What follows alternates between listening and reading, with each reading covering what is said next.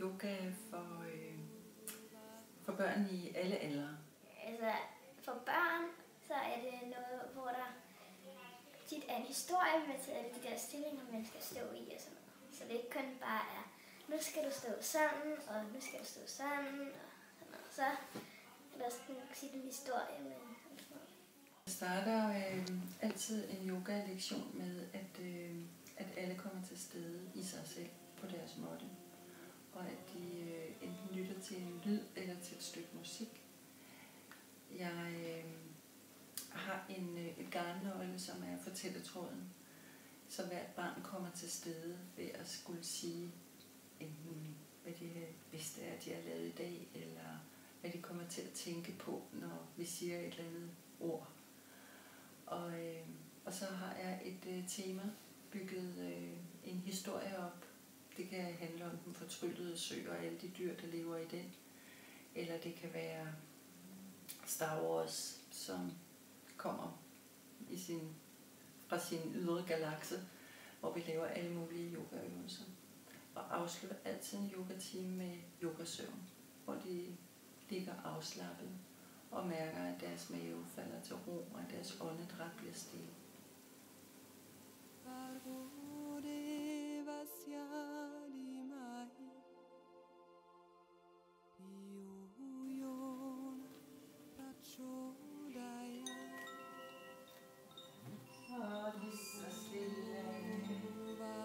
Når jeg går til yoga, så bliver jeg synes, det er rigtig sjovt, og jeg synes, at jeg får sådan en dejlig ro ind i mig, og så lærer man jo også noget, men der er jo ikke så mange børn, der går til det, men så er det jo lidt specielt, og det er jo også meget dejligt.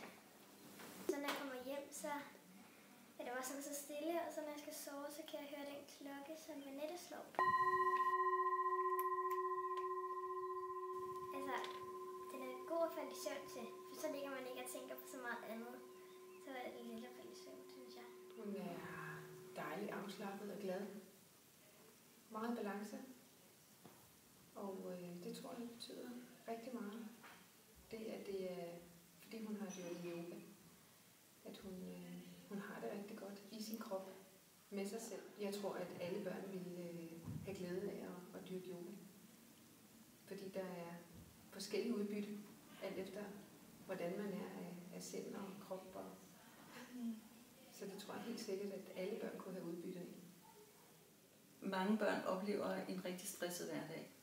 De har 1000 ting, der skal gøres, og de bor i en familie, hvor der er lige så mange ting, der skal gøres.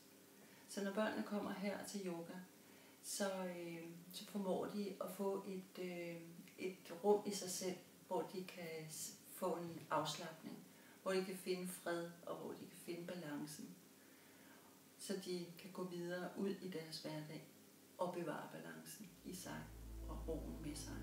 Ja.